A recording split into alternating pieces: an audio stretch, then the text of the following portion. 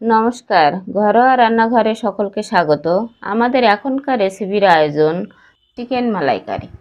Chicken মালাইকারি করার জন্য প্রয়োজন মতো মাংস কেটে নিয়েছি, এই দেখুন। আর নিয়েছি কয়েক পিস আলু, আপনারা আলু দিতেও পারেন, না দিতেও পারেন। আর নিয়েছি পরিমাণ মতো নারকেলের দুধ। এখন উপকরণ নিয়েছি পেঁয়াজ রসুন বাটা, শুকনো ঝাল, জিরা বাটা, চুই আদা আর গরম মশলা। এখন কিভাবে রান্নাটা শুরু করব? রান্নার জন্য পাত্র বসিয়ে চুলো অন করলাম।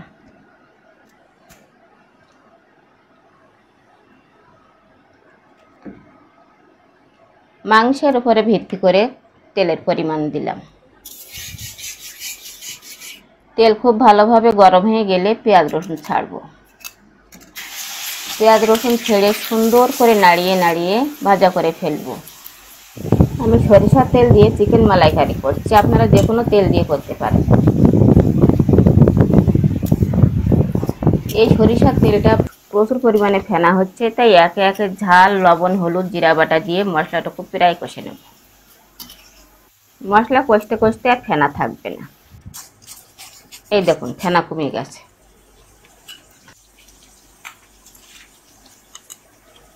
এইবার বাকি উপকরণগুলো দিয়ে দিচ্ছি। লবণ দিয়েছি, পরিমাণ মতো হলুদ গুঁড়া দিয়ে আর একটু নাড়িয়ে নেব। সবসময় খেয়াল রাখবো পাত্রে যাতে ধরা না লাগে। আঁচ কমিয়ে মশলাটুকু কষে নেব। আদা বাটা, চুই একসঙ্গে দিয়ে দিলাম। এই চুই হলো গাছ জাতীয় মশলা, সব জায়গায় পাওয়া যায় না, তবে মাংসের পক্ষে খুবই সুস্বাদু মশলা। বাকি আছে গরম মশলা। গরম মশলাটুকু সব দিয়ে দেব না, গরম মশলা থেকে হাফ দিয়ে দেব। বাকিটুকু রান্নার শেষ পথে দিলে ঘ্রাণটা খুব ভালো থাকবে।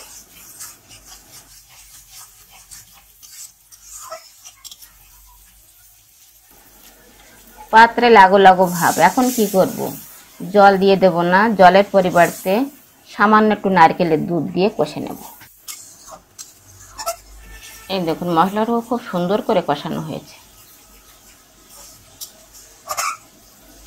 এইবার মাংস ছেড়ে সুন্দর করে নাড়িয়ে দেব। এর আগেও আমাদের চ্যানেলে চিকেন ভাপা আছে, আরও আছে চিকেন কারি, আছে কাঁঠালের বিচি দিয়ে মুরগির মাংস রান্না। আপনারা চাইলে ডিসক্রিপশন বক্সের লিঙ্কে ক্লিক করে অথবা ওপরের আই বটনে ক্লিক করে চ্যানেলটি ঘুরে আসতে পারেন।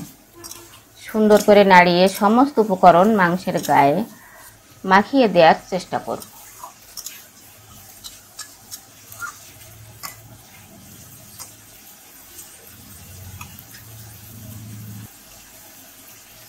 এবার একটু সময় ঢাকা দিয়ে রাখবো। একেবারে ঢাকা দিয়ে রেখে দেব না, মাঝে মাঝে এইভাবে দেখব পাত্রে লাগছে কিনা।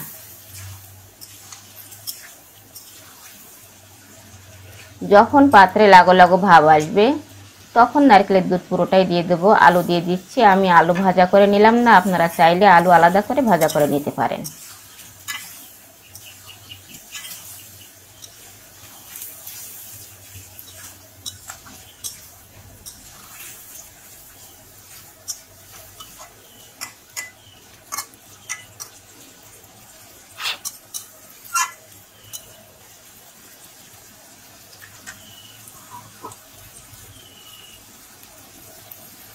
তেজপাতা দুখানা মাংসের পরে ছেড়ে ঢাকা দিয়ে দিলাম।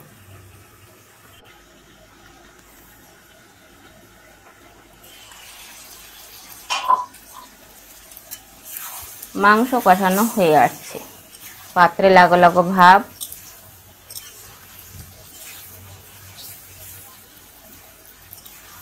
এক্ষুনি বাকি দুধটুকু দিয়ে দেব। দুধের পরিমাণ কম হলে এখানে জল দিয়েও রান্না করা যায়। প্রথমে একটু দুধ দিয়ে যখন কষে নিয়েছি, স্বাদটা সুন্দর হয়েছে। এখন জল দিয়ে দিলে অসুবিধা হয় না, স্বাদ ভালো থাকে।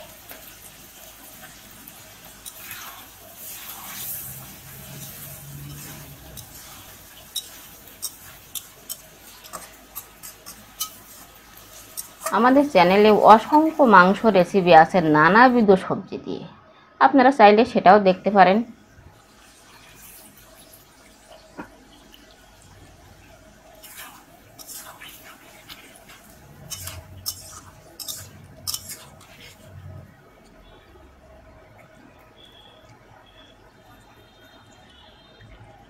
দিয়ে দিলাম।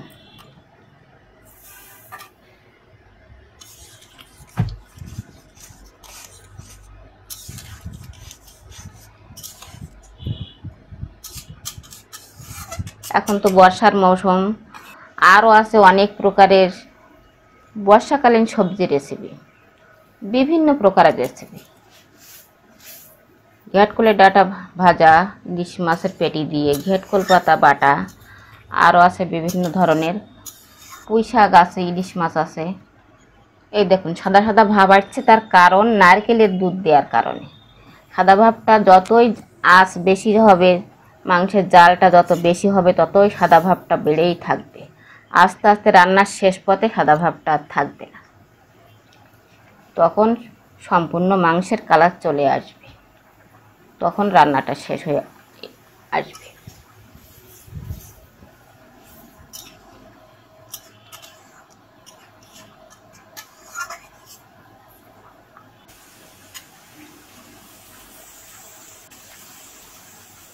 এবার বাকি গরম মশলাটুকু দিয়ে লবণ ঠিক আছে কিনা দেখে, যখন দেখব মাংসের কালার চলে আসছে, তেল তেল ভাবটা চলে আসছে, তখন রান্নাটা শেষ করব।